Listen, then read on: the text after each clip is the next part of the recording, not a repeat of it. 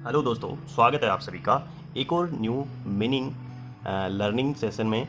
आज हम करने वाले हैं मीनिंग याद। यानी कि आप जब भी अंग्रेजी पढ़ते हैं आपके बीच में एक रुकावट बनती है, वो है मतलब आपको मीनिंग नहीं आती है। तो इन चीज़ों को हम बेसिक से क्लियर करेंगे। ये ना सोचें कि ये तो मीनिंग नॉर्मल है, ये तो हर किसी को आती है, ऐसा कुछ भी ना सोचें। कई बार हम बेसिक से बेसिक मीनिंग में भी अटक जाते हैं। तो ज़ीरो से शुरुआत करते हैं तो हमारी नींव होती है, जिसे हम बेस कहते हैं, वो स्ट्रॉन्ग होती है। तो सबसे पहले होता है नेम। नेम को हम कहते हैं नाम। देखो, नाम का यूज़ ज़्यादातर हम खुद से ही करते हैं। ये समझ लो कि हमारा नाम अगर बताते हैं तो हम, जैसे कि कोई सेंटेंस है कि माय नेम इज़, ये समझ लो अगर मैं बोलूँ माय नेम इज़ दीपक, तो हम नेम का इस्तेमाल करते हैं ना, तो नेम का मतलब हमें पता होना चाहिए। ओके। सेकंड है न्यू। न्यू यानी नया। नया का मतलब होता है किसी भी वस्तु को लेकर हम कर सकते हैं this is a new item, यह है एक नया कोई वो है। किसी भी चीज़ को लेकर, जैसे this is a new bike, ये नई मोटरसाइकिल है, कुछ भी ऐसा हो सकता है। ठीक है। सो आगे है नो। नो यानी नहीं। नहीं का मतलब होता है नहीं, किसी को मना करना।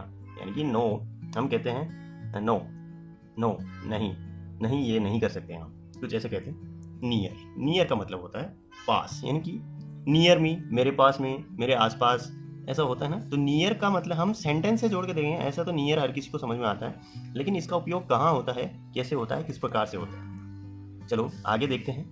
नीड। नीड का मतलब होता है ज़रूरत या आवश्यकता। हमें किसी चीज़ की आवश्यकता है, तो जैसे कि आई नीड ए पेन, मुझे एक पेन की आवश्यकता है। आई नीड ए वाटर, मुझे पानी की आवश्यकता है, ऐसा कहते हैं ना। ठीक है। जैसे कि नेक्स्ट है नाइट। नाइट का मतलब होता है रात।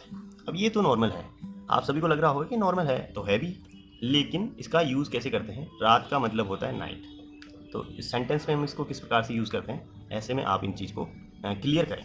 ठीक है। नेवर। नेवर का मतलब होता है कभी नहीं। किसी भी चीज़ को ऐसे कहते हैं, अगर कोई गलत कर रहा है तो ऐसा मत करो, नो नेवर, कभी नहीं बेटा, ऐसे कहते हैं ना।